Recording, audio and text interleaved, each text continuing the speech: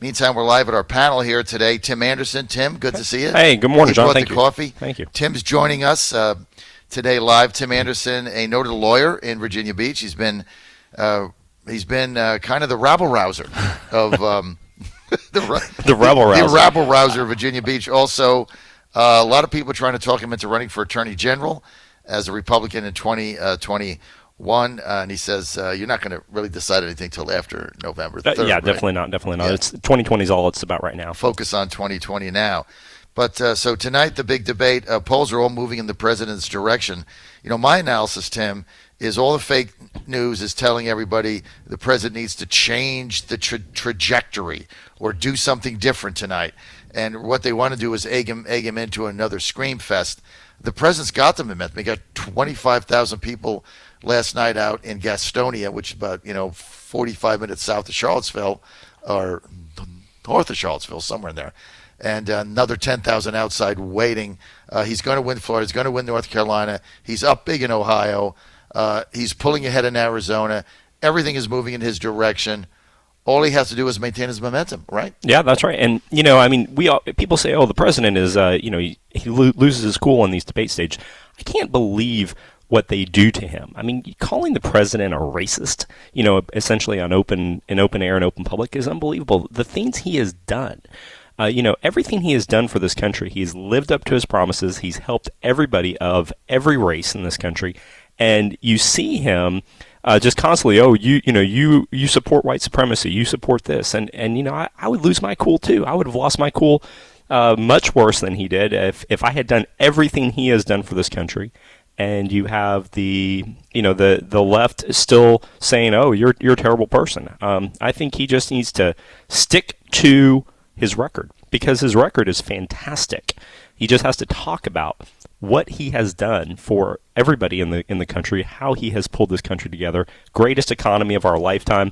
Even after COVID, it's coming back fast because of his leadership. He just needs to stick to it. He sticks to it. It's palatable. It's palatable to everybody. I think what we look for tonight is here's what I did, here's what I'm going to do, and if you vote for Joe Biden, here's the disaster that's coming. That's right. I mean, very simple.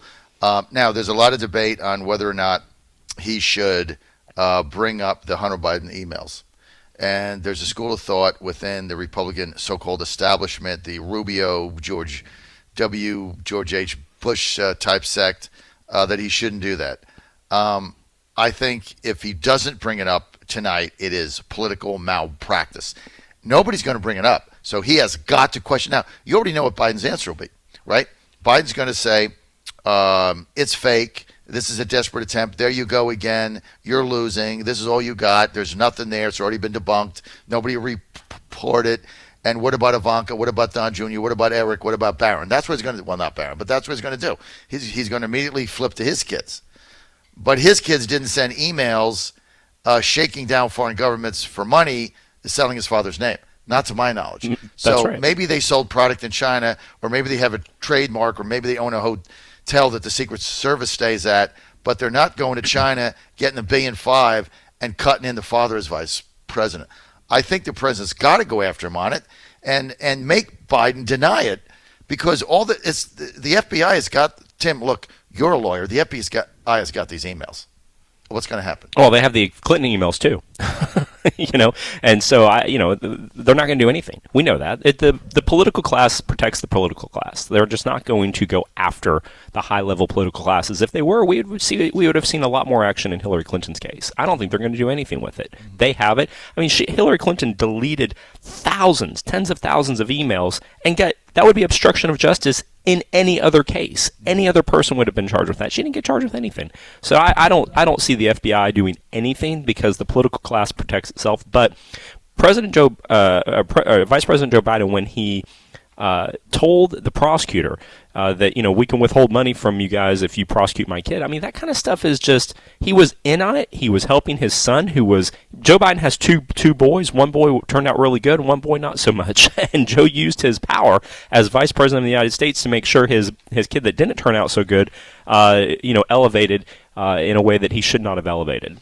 Well, I mean, Hunter Biden has a lot of issues. Yeah, he does. Personal issues. I mean, I don't comment on people's, personal life, but the whole thing with, the family and the former wife of his dead brother and how that went down. I mean, I never get involved in that. You never knows what goes on in the family, but certainly it's well documented. He's got a various number of substance abuse addictions, and these are unfortunate. He got kicked out of the Navy. He can't seem to control it. It's got to go to rehab. I mean, these things happen to people, so I don't think that's an issue. I don't like getting involved in that stuff. But the bottom line is,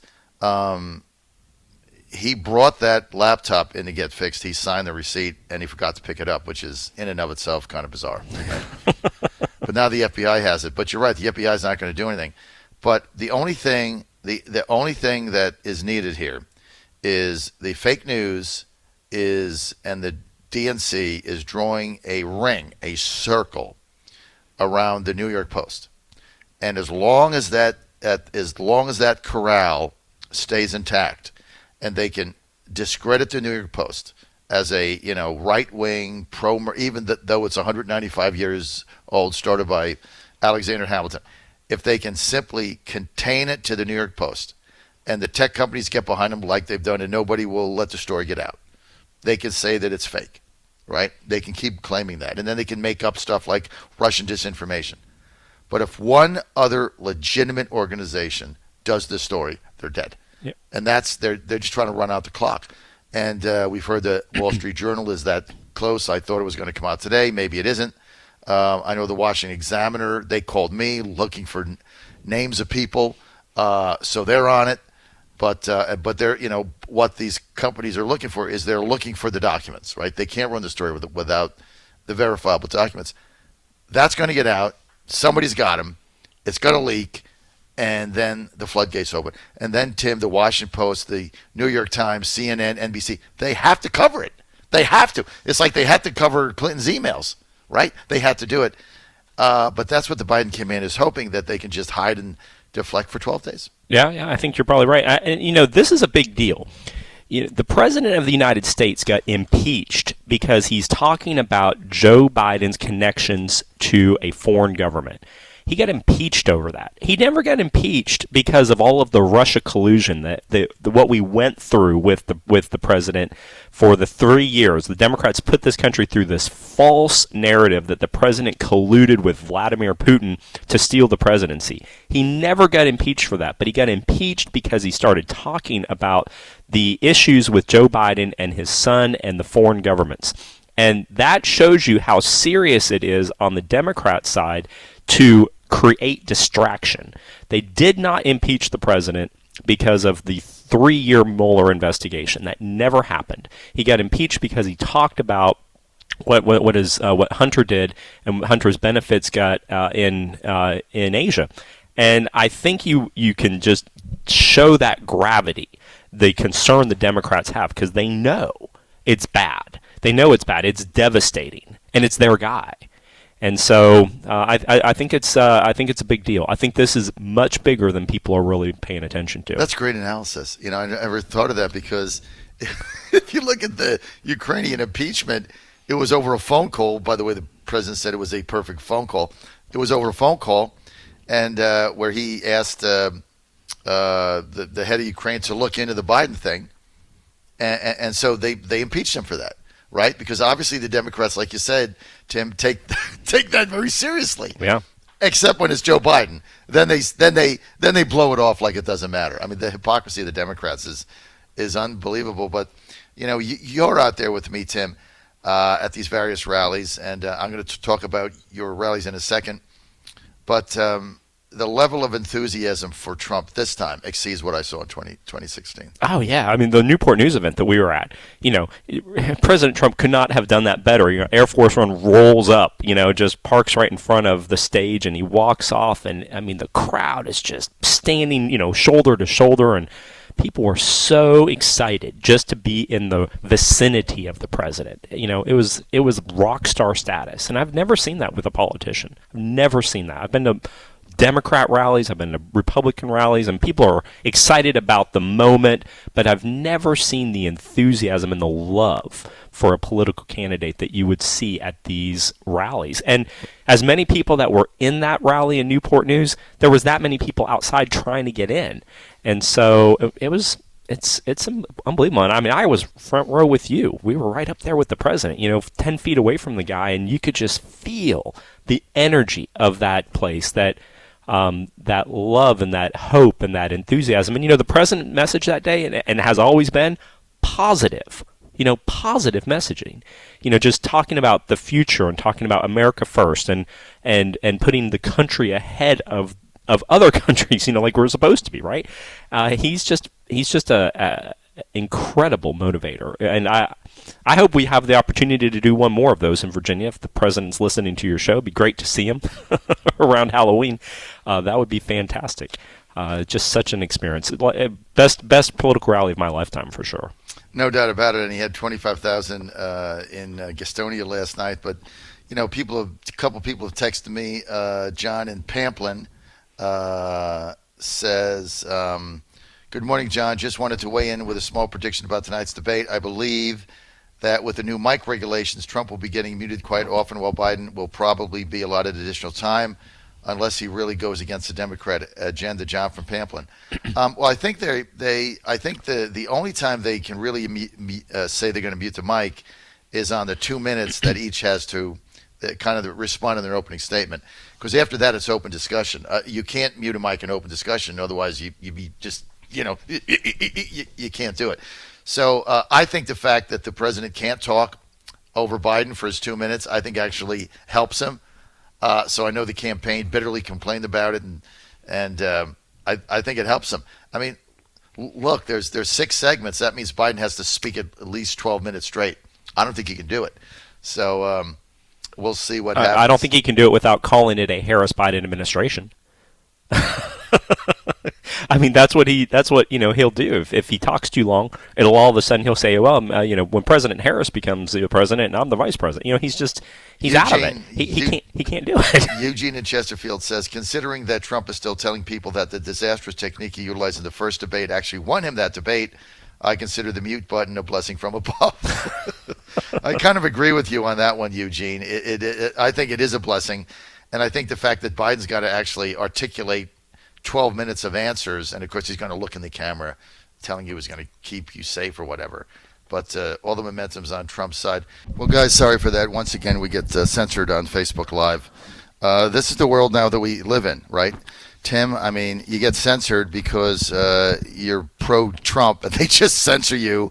I mean, they just kicked us out of Facebook Live, so they blocked us, so we have to submit another dispute, and there's no reason given other than they think the content is misleading, right? Well, so because I'm voting for Trump and I'm the chairman of the state, my content is misleading. My analysis is misleading. Well, it's misleading to the prerogative of what they hope for. And, unbelievable. And I think people see that. I think that's why people are attracted to the other social media sites. And there's a couple of new conservative sites that are popping up and that are not censoring people.